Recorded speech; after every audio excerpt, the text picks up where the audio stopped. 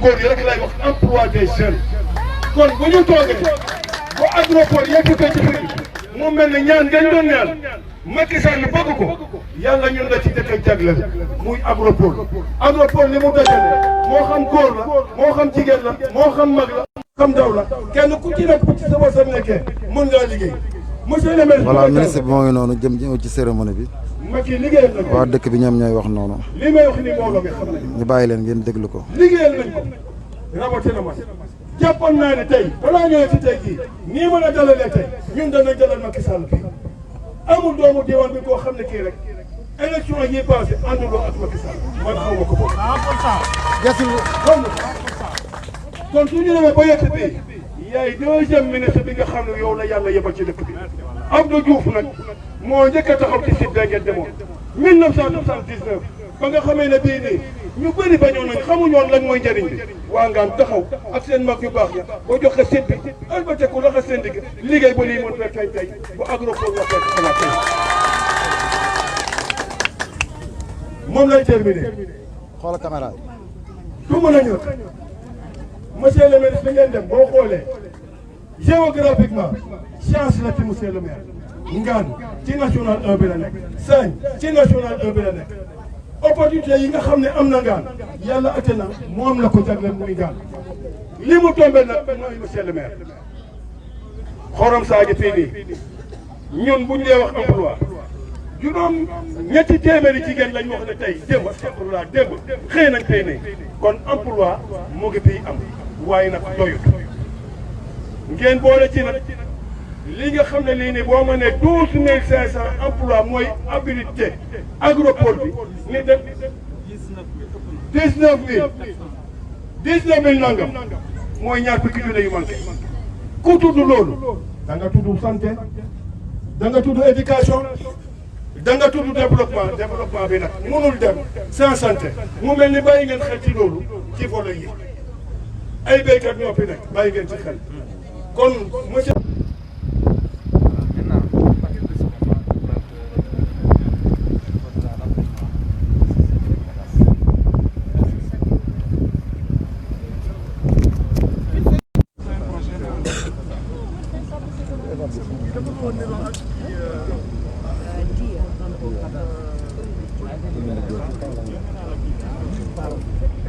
voilà mbokk internet yi Diop Pro TV yi ñoo ngi fii commune de Dieu donc après pause bi ministre bi def ñu dem ci hôtel bi def pause ñoo ngi ni reprendre mu ñëw commune de Dieu ministre bi moo taxaw noonu di gouverneur de Kaolack Dieu nekk biir Kaolack yéen ñi nga xam ni yéen a ngi suivre seen télévision en ligne Diop Pro TV mu ànd ak le ministre de l'industrie monsieur Moustapha Diop ñu def tournée par rapport ak agropole yi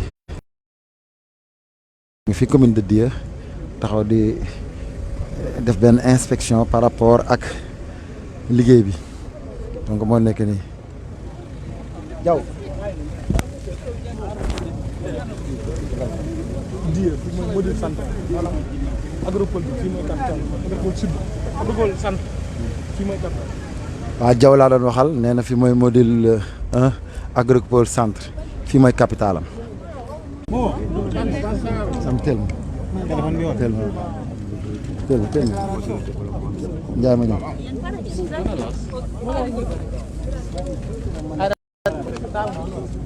Salas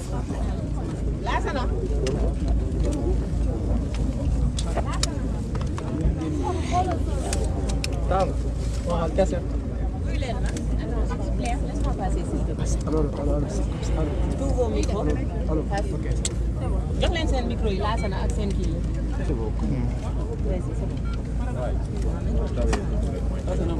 non laasana jëlal ko jëlal rajo bi nga téyel ko ah voilà c'est bon. C'est bon, ça. Voilà, c'est bon. Prends l'autre. C'est bon. Ça garde? C'est bon. C'est bon. Alors, Monsieur le ministre, nous venons d'arriver au terme de cette troisième étape de la tournée que vous avez entamée depuis hier, dans le but de visiter les sites qui doivent abriter les modules des agropoles centres. Est-ce que vous pouvez revenir d'abord sur la motivation de cette tournée-là? Bon, je vous remercie. Donc après l'étape d'hier qui nous a conduit à Fatick, à Foundiougne et à Kaffrine, nous voici aujourd'hui dans le département de Kaolack. Dans le département de Kaolack pour visiter le site devant abriter la plateforme industrielle de Dia. Hein, comme vous le savez, les enseignements tirés de la pandémie à Covid-19 nous a montré que pour nourrir, nous devons compter sur nous-mêmes pour nourrir nos populations.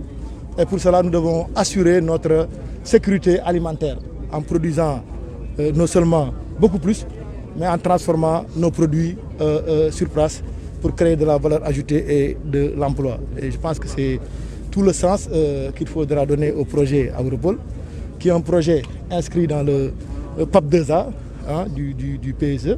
Hein. Les agropoles sont des pôles, des zones agro-industrielles visant à mettre en réseau l'ensemble des acteurs de la chaîne agro-industrielle. Donc nous avons 4 agropoles à faire, l'agropole nord, l'agropole centre, l'agropole sud, l'agropole ouest et l'agropole est. Et l'agropole centre du moins, l'agropole centre qui couvre les régions de Kaffrine, de Diourbel, de Kaolack, mais également de Fatick. Les études de faisabilité, mais également la structuration du projet nous ont permis alors d'identifier les filières prioritaires comme le sel, l'arachide et les céréales qui sont à développer à côté d'autres filières complémentaires. Et en termes de création d'emplois, il est attendu la création de 19 200 emplois, compte tenu des filières complémentaires qui vont générer des emplois indirects. Pour ce qui concerne également le financement, alors pratiquement les financements sont bouclés. Nous avons déjà reçu une partie du financement qui est un don du Royaume de Belgique à hauteur de 22 500 000 €. Le reste de l'enveloppe sera complété par la BAD et la Banque européenne d'investissement à hauteur de 60 milliards et 50 milliards de francs CFA. Donc actuellement, tous les sites ont été sécurisés. Donc il ne reste qu'à lancer l'appel d'offres et de commencer les travaux très rapidement. Donc je salue nos partenaires techniques et financiers, notamment le Royaume du Belgique, la BAD, la Banque européenne d'investissement, l'ONUDI, hein, vraiment, et puis les autorités administratives, et les maires, les présidents de conseil départemental et les populations de la zone centre, vraiment qui se sont appropriés du projet pour leur accueil chaleureux qu'ils ont bien voulu nous réserver. Kon ma tënk tuuti rek ci wolof di wax ne ginnaaw bi ñu ñëwee démb Saloum di def tournée bi nga xam ne ñu ngi ko jagleel agropole centre nga xam ne mi ngi ëmb lu mel ne région Kaolack, Fatick, Sédhiou Fatick, Kaffrine ak Diourbel. Démb gis ngeen ñu ca Fatick ca Mbayleka Diaw jóge fa dem ci Foundiougne ca Sokone wàññeeku ñëw ci département Kaffrine ci Kia Dia comment dire Kia kay di moins tey ñu ñëw fii tey ci Kaolack ci commune bu Dia ñëw di xool si site bi nga xam ne moom la ñu réservé pour def fi plateforme industrielle bu agropole centre bi nekk fii ci côté ci booru Dia.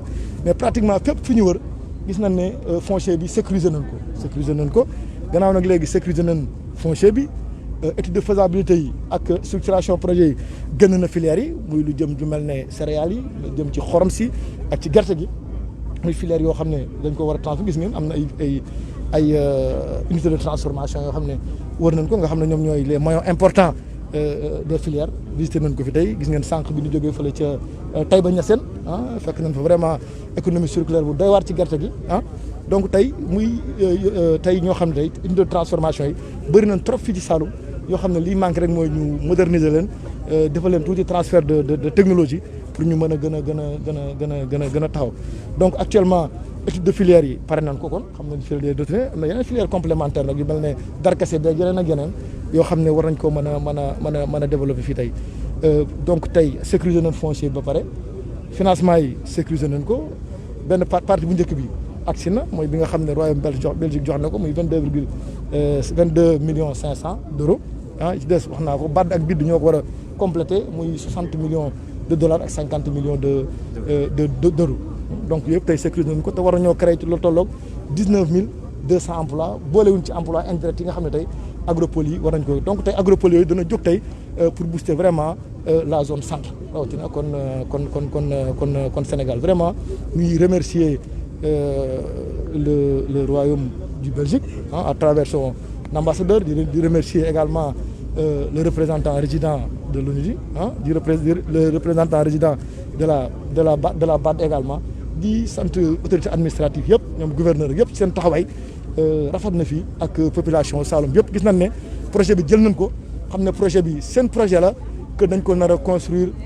dans un esprit du moins gagnant-gagnant donc vraiment liñ fi gis fii ci Saloum tey dal na suñu xel ba tax na bu ñu demee rek incha allah rabi dinañ commencé ak partenaires yi xool gaaw ñuy lancer appel d'offres yi pour mën a commencer travaux yi ba nga xam ne ñu mën a industrialiser la zone centre pour mu jëm kanam wasalaamaaleykum wa rahmatullahi wa barakatuh. Prendre l'ambassadeur pour petit mot.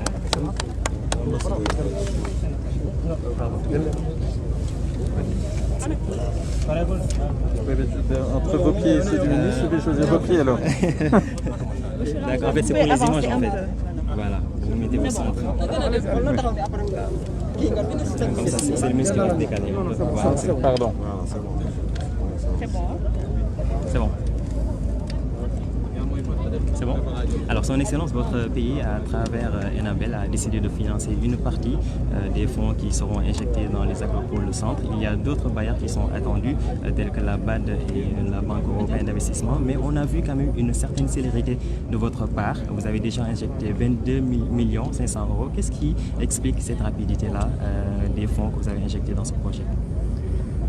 Alors la Belgique est un partenaire et un ami du Sénégal depuis plusieurs décennies et le dernier programme de coopération bilatérale entre le Sénégal et la Belgique comprend 3 volets.